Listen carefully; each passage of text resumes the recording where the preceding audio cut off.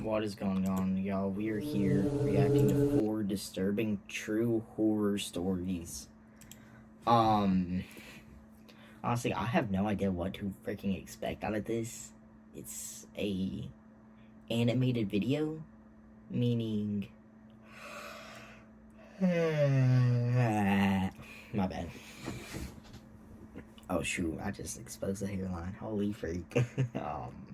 Cut that editor. Wait, I am the editor. Dang it.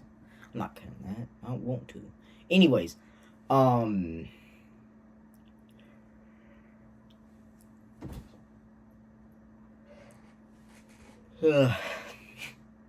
my bad guys. I'm gonna try and actually record the video now. Anyways. I don't know what to expect because it is animated, meaning this could be like anywhere from insanely scary to like insanely obviously like fake and whatnot. So don't know what to really expect, but let's get into it.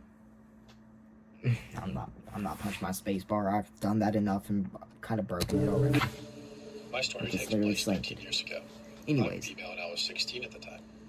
I'm probably 5'7", about 130 pounds. And I like to think that I'm strong, but I couldn't take on two young men. So it begins with my mom and stepfather going away on vacation and leaving my 17-year-old sister and me home alone. what happened They to did this your often. actual My dad? parents Though? were not winning any parenting awards. My sister and I didn't get along either. She was a L. nasty piece of work. Luckily, she decided to go stay at a friend's house while my parents were away. I was kind of nervous about being alone, so I had my boyfriend staying with me. Wow, He was a having the pugnacious boyfriend jerk, come but over I'm glad he was without there. parent supervision, bro. One night, Brett and I were at We my all house know and we what had they just did. started messing around when I heard a really loud knock at the door. My room was in the basement, but at the landing area between the stairs. You know how some staircases are broken up and there's a turnaround area? That's the landing. There was a window which through I could see the stairs that led up to the alcove of our front porch. I could see two people standing there. And just as I was peeking out to see them better, one of them saw me. I remember feeling the breath sucked out of my chest. There were two young men sitting on the porch.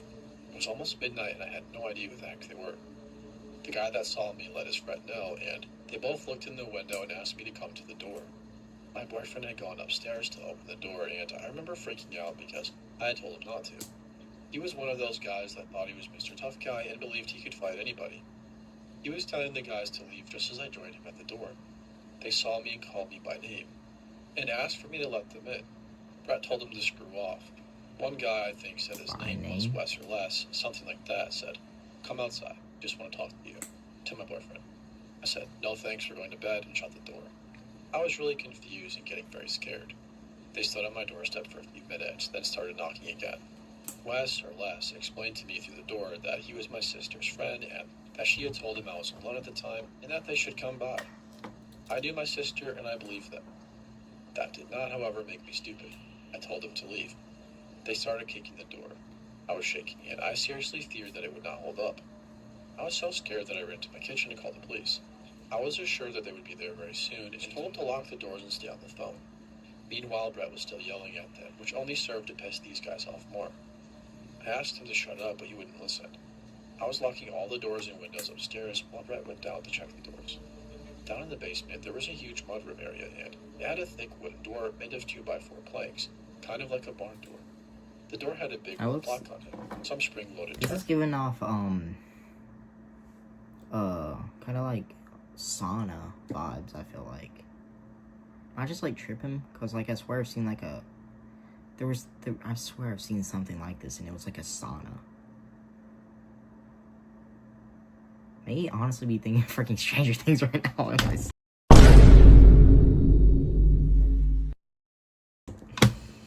Okay, anyways. And bolt and also had a plank to set across it, like a barricade. One of the guys was pounding on this door, and Brett heard him tell the other guy to try the back door. This stupid door was one of those 1960s things that had a happy little square window right at face level, with a little curtain across it. I was at this door trying to jam a chair under the flimsy knob when I looked up and saw the unnamed guy just looking at me. I screamed, and the dispatcher asked me if I was alright. I barely squeaked out that one of the guys was looking right at me through the window. He was older than me, probably about 20, and he was tall. He looked very scary. His dark eyes were drilling into me. He wore His this animated creepy, character placid does smile on not his look like a face. human being. I had never seen this man before, but he knew my name. He tapped on the window with one finger, never breaking eye contact, and said, "Becky, let me in." I couldn't breathe. The knob was rattling as he was messing with it. He said again, "Let me in, Becky. I just want to see if you're okay, and I just want to talk." He stared at me. I didn't say anything. I was just 3 feet from him with my back pressed to the fridge when he suddenly started beating on the door and Why screamed, are there "Let me the circles? F in this house. If I have to break I know it, y'all I will saw those kill you circles both. on your So just arms, open bro. the door." He looked absolutely maniacal. Then there was a loud knock at the front door, and the man went silent. He gave me the most hateful sneer I'd ever seen. I heard shouting, Yeah, that and is he just ran down the creepy. back stairs and into the woods along the back of my yard. Brett had gone to the door. It was the cops. There were 2 female officers at the front door, and one was just starting to raise her voice, asking where I was when I came to the door too. I was so relieved I started crying. I told them they had run away through the woods. Luckily, the woods were not deep. They actually ran along the bank of the large river, and there was a bridge just up from where the woods met the road. One officer ran around the back, while one stayed to get a description and take my statement. Officer number 1 came back and spoke to officer number 2, saying she saw them running across the bridge. They both left in a hurry, hopped in the cruiser and sped off. I was still crying and shaking, but I was absolutely furious at Brett for riling them up. I went to make myself some tea, thinking of all the things I could kill my sister with when she got home. I had so much anger, fear, and adrenaline pumping through me, I could have ripped her to shreds at that moment. 20 minutes later, the cruiser came back. There were 2 guys sitting in the back seat, and the officers wanted me to confirm it was the right guys. I looked through the window and saw them. They still looked terrifying to me. They were in cuffs and could not get to me, but I would not get close to them. Neither would look at me. I confirmed it was them, and we spoke a bit. I told the cops about my sister, suggesting that these 2 men should come see me. Officer number 2 kind of mumbled, "What an absolute bitch." I had to agree. Language. Hey, we don't use that language on this channel, bruh. Cut it out. I low-key don't care. I'm gonna be like completely honest. If I really care enough, I can just like bleep it out. Press charges for attempted forcible entry, property damage. They had broken a window in the living room, trespassing, disorderly conduct, and attempted assault. Initially, they both pleaded not guilty, but later admitted to some of the charges. They both got 18 months in jail and were forbidden to contact me or my boyfriend ever again, and to be at least 500 meters from me at all times. I have never heard from them again. I confronted my sister about it, and of course she denied it, then laughed about it. Laughed at me. She was an awful person. I have no idea what their true intentions were, as they maintained that they were just there to talk to me. I'm thankful I didn't have to find out. Okay, that was not scary at all. I've been doing this for about 8 months, and I want to be clear that I'm not stupid about it. I know the risks. I've read every safety guide, watched every video, and taken every precaution there is to take. Fake name, no face, no location data in any file I upload, separate phone, separate email, separate everything. None of my friends even know. My family doesn't know. I run it completely isolated from my actual life, and I do it from my apartment because I'm a homebody who barely leaves, and it works for me. And it was working fine until it wasn't. His username was something random. Numbers and letters. Nothing memorable. He subscribed about 3 months before everything happened, and for the first month he was completely normal. Tipped well, messaged Okay. regularly. Nothing This that is set off any interesting. alarm. I had maybe 40 regulars, and he just became one of them. I responded to his messages in a friendly and professional way. Kept it on the platform and never gave anything real. The messages got more personal gradually enough that I didn't notice the shift happen. Looking back now, I can map it exactly, but in real time, it just felt like a regular getting more comfortable, which they all do eventually. He started messaging every day. Long ones, detailed, the kind that take time to write. He talked about me like he knew me in a specific way. Not the parasocial thing where subscribers convince themselves of a connection, something more grounded than that, more certain. Then one Tuesday, he sent me a message that made me put my phone down and sit there. He described my apartment. Not directly. I know where you live. It was more just a casual comment about That's the mansion scary. I decorated. And every single detail he listed was correct. The color of my walls, which I had never shown. The fact that I had plants by the window, which I had never shown. The general layout, which I had also never shown. All of it was wrapped in this breezy tone, like he was just guessing and being playful. Haha, aren't that Guys, let this be perceptive? your lesson and I sat never there on my couch and read make it like these 4 type of times. videos. I went back through 3 months of If you messages know and started what pulling out every they're detail he doing, dropped then that I you know brushed what off that as is. coincidence or lucky observation. There were more than I expected. A reference to the sound of traffic outside my window that matched my street specifically. Comment about my delivery schedule that was accurate. Casual mention of the pharmacy 2 blocks away, like it was a known shared fact between us. I barely leave my apartment. I go out maybe twice a week for quick errands, in and out. I thought about the last 2 weeks and counted Only the times twice I a left week, and then dang. went back. Through his messages from that same I mean, period, I leave and my house more felt the than floor that. drop out from under me. Every time I had left I my hardly apartment, leave he had mine. something in this next message that proved he'd seen me. Not explicitly and never directly, always wrapped in that same playful certainty. Comment about the weather that day. A reference to the color of my jacket. Once a specific detail about the way I'd been walking that he framed as a dream he'd had, just slipped it in there like it was nothing. He had been outside my building multiple times, watching me leave and come back and never saying anything, just following it away and dropping into messages like little gifts he was leaving for me to find. I had never shown my face on my platform. Not once, not even partially. He knew what I looked like anyway. I called the police that night and filed a report. How are you gonna and make gave him those everything I videos had. but never show your face? Screenshots, a timeline, all of it. Just like, The officer I I mean- spoke to was thorough and took it seriously. I don't know, that He explained part without a confuses verified me. identity, there wasn't much they could act on immediately, but that they'd flag it and follow up.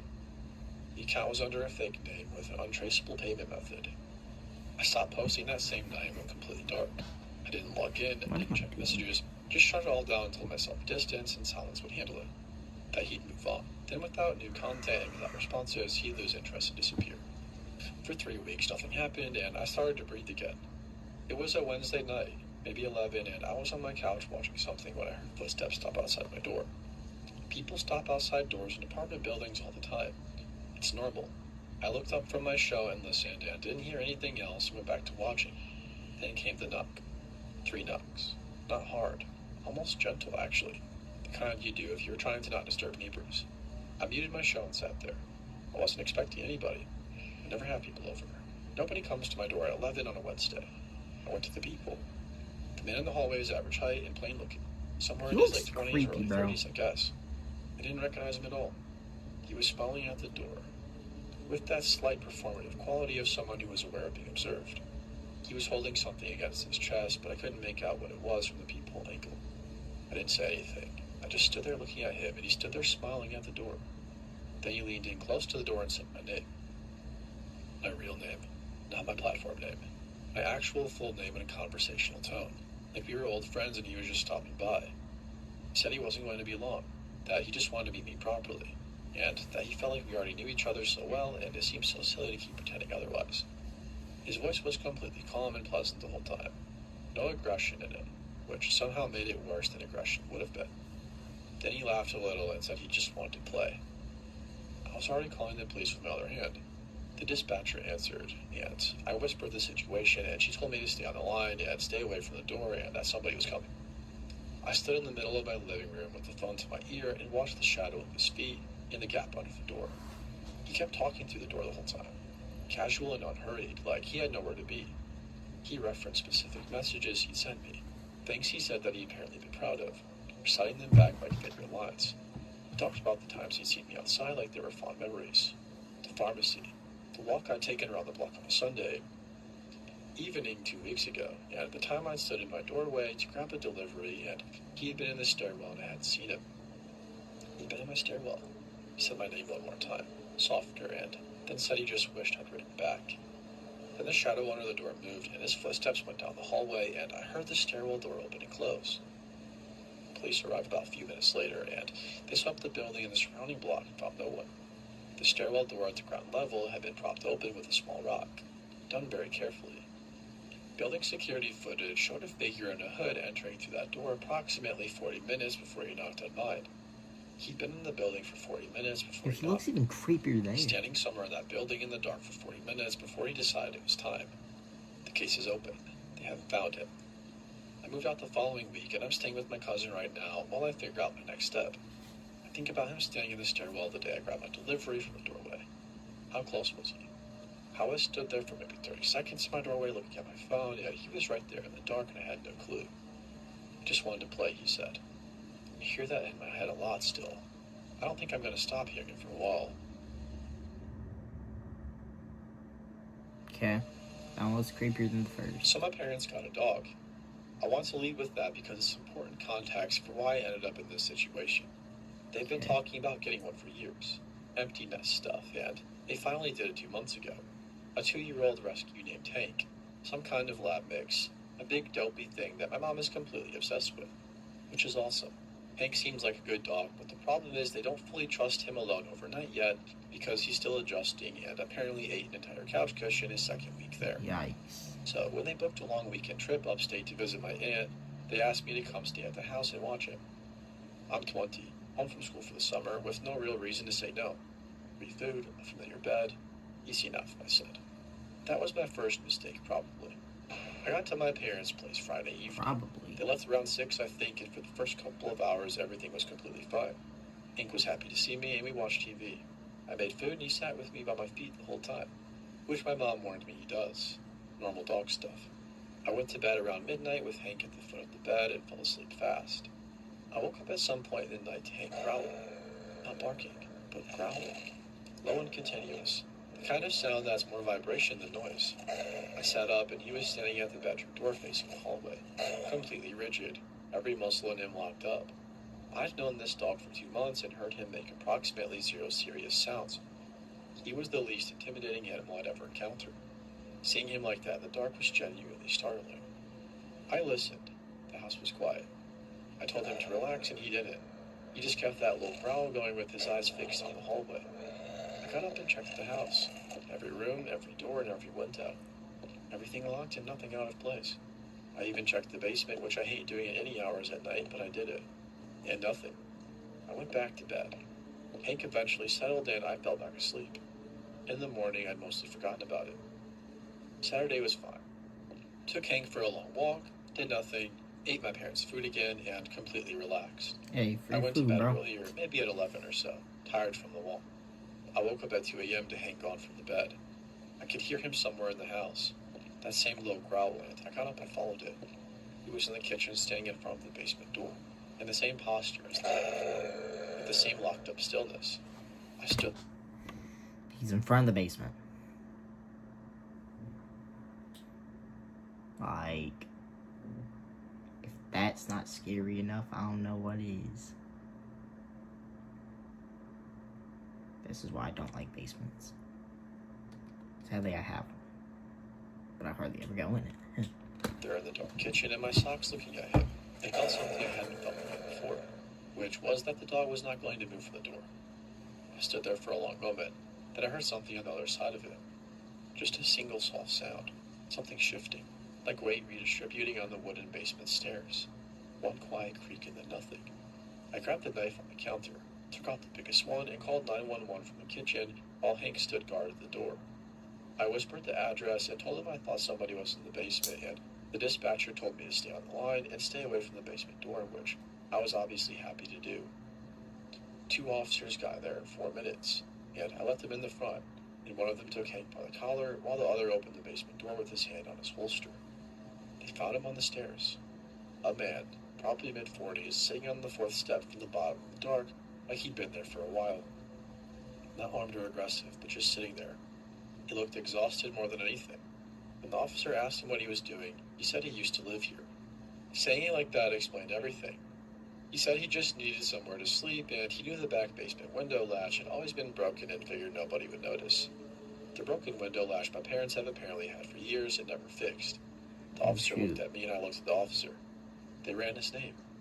He had a record, nothing violent, mostly trespassing and vagrancy, and he had indeed owned that house at some point and sold it 12 years ago. Whether that made him feel entitled to come back and sleep in the basement, I genuinely could not tell you. He seemed more sad than dangerous, though. They took him out and I gave my statement in the kitchen while Hank sat on my feet the whole time. Here's the thing that I keep coming back to, though. The officer who cleared the basement walked the whole thing before they brought the guy out. He came back upstairs and mentioned that the old couch down there, the one my parents had been meaning to throw out for years, had apparently been slept on recently. Multiple times recently, he said, based on the indentation and some personal items nearby, like a water bottle and stuff like that. My parents have been in the house 9 years. Hank has been there for 2 months. You can draw your own conclusions about how long this had been going on before Hank showed up and started waking people up at 2 a.m. I fixed the window latch myself the next morning. Bought the hardware at the store down the road and watched a video and got it done in about 20 minutes. I didn't mention it to my parents until I got home. My mom cried a little. My dad immediately went and bought a security system. Hank got an extra treat that night. He deserved probably about 100 of them. Dang. They trying to turn him into a big dog, bruh. They trying to make sure he can't do that ever again. They trying to make sure he's too big to be able to protect anyone. Being completely honest though, W dog, bro. That's why we love dogs. Wish my dog would do that. My dog would literally do, like, my dog would bark for the love of the game, bro. At 3 a.m. and only 3 a.m. too, by the way. Anyways. I'm 19 and my two younger brothers, Damon, who is 16, and Kobe, who just turned 13, were home alone for the weekend because our parents drove down to our grandma's place in Kentucky for her birthday. We'd been left alone before plenty of times, so nobody was stressed about it. I was the oldest, so I was technically in charge, which basically just meant I got to pick what we ordered for dinner and had to make sure Kobe didn't stay up until 4 in the morning on his Xbox. Pretty standard stuff. Friday night was fine. We ordered wings and watched a movie. Kobe was in bed by midnight, which was later than our parents would have allowed, but I wasn't going to fight him on it. Damon and I stayed up for another hour or so and then called it. Saturday was equally normal, right up until around 9 at night. I was in the living room on my phone, and Damon was at the kitchen table doing something on his laptop. And Kobe was in his room gaming when Damon looked up and said there was somebody in the backyard. I went to the kitchen window and looked out. There were 2 of them standing in the yard, not at the fence line, not passing through, standing maybe 30 feet from the back door, completely still facing the house. Both are wearing white masks. Not Halloween store masks, not cheap plastic things. Full white featureless masks that covered their entire faces. The kind with no expression at all. No holes for a mouth, just 2 eye openings. And flat white nothing everywhere else. I stood at that window for probably 5 full seconds just staring, trying to process what I was looking at. Then a third one stepped out of the shadows near the tree line at the back of the yard, and stood with the other 2. I pulled Damon away from the window and told him to go get Kobe right now and bring him downstairs and to move fast but not run. He looked at my face and didn't ask questions and went. I checked the back door. It was locked. Checked the sliding door off the dining room. Also locked. Went to the front and checked that. All good.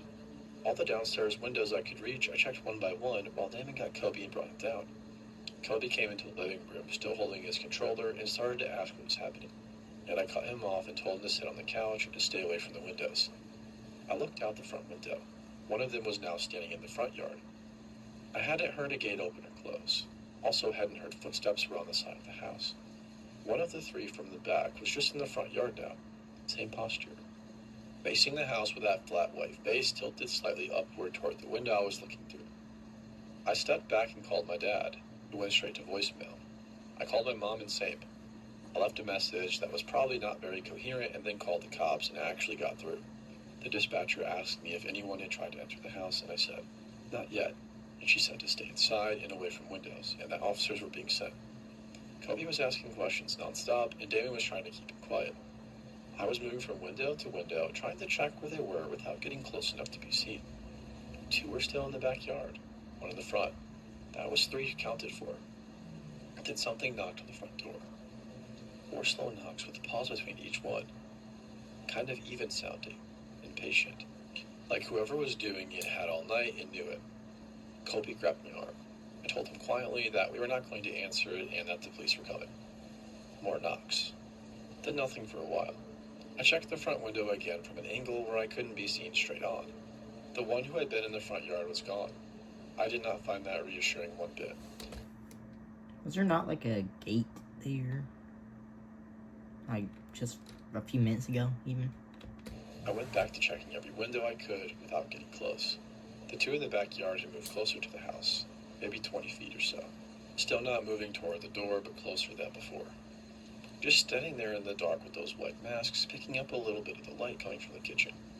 Something scraped along the side of the house. A slow dragging sound from the back toward the front along the exterior wall. Like something being dragged across the siding at waist height. Kobe made a sound, and I put my hand on his shoulder and kept him from saying anything. The scraping stopped at the front corner of the house, and then nothing again. I called my dad again. This time he picked up, and I talked fast and low and told him what was happening. He told me he was calling the police himself and to lock ourselves in an upstairs room and not to open any door for any reason. I told him I'd already called and they were coming. We went upstairs. I put Kobe and Damon in my parents' room, which had a solid door and lock, and I told him to push the dresser in front of it, which Damon did while I stood in the hallway watching the staircase. Then every light in the house went out, but he had cut the power. I got into the room and helped Yeah, Damon that's finish scary. the dresser, and we sat in the dark on the floor, all three of us against the far wall, and just listened. The house was quiet, no white noise, just the three of us breathing in whatever was outside. We heard the front door open. Just opening. The specific sound of it, the slight creak it always made on the hinges, opening like somebody had a key or the lock had given up entirely. And we heard footsteps on the hardwood downstairs. Definitely more than one person.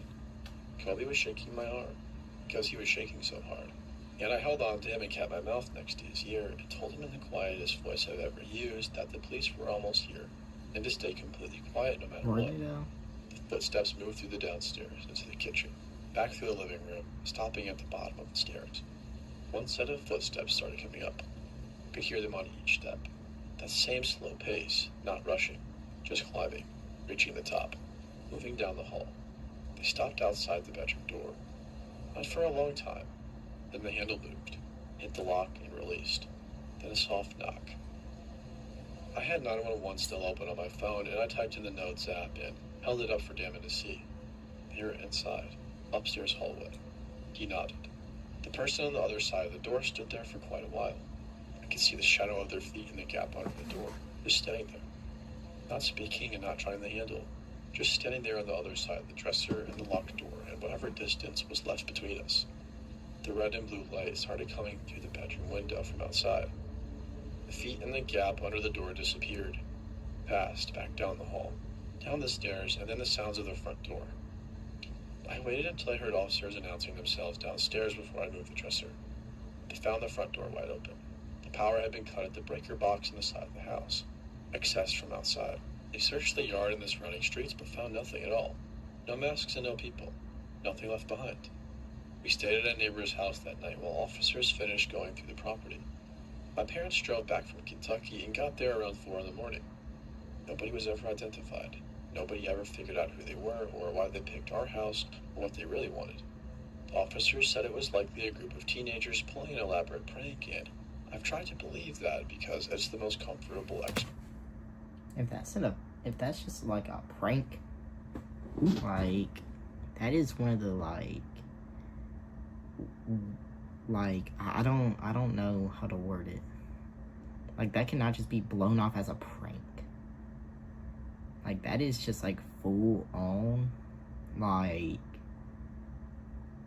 send them to jail, bruh. explanation. But teenagers doing a prank don't cut power and they don't break inside. Exactly. They don't stand in the dark on the other side of a locked door for 5 minutes without making a sound. Whoever they were organized and they were patient. They knew exactly what they were doing every step of the way. I think about Kobe the most because he was 13 and he sat in that dark room shaking and didn't make a sound the whole time because I asked him not to. He still doesn't talk about it, not even with me and Damon. I don't push it. Some things you just have to carry. Okay. I'm gonna be completely honest. Those weren't as scary as I was kind of hoping, but still, you know, kind of what was expected out of a animated video.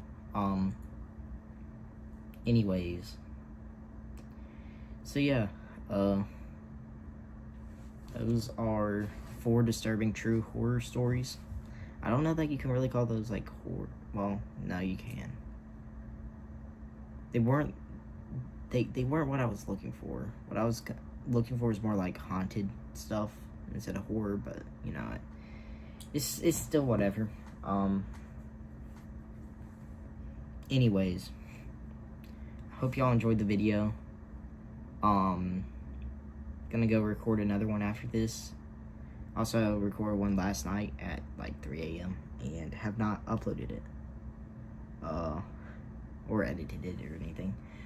So that video will be up by the time this one is.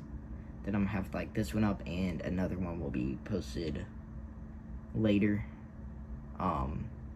Whether it's like later in the day or like next day or whatever. But yeah, so I'm gonna go record another video now. So hope y'all enjoyed. Without further ado, peace out.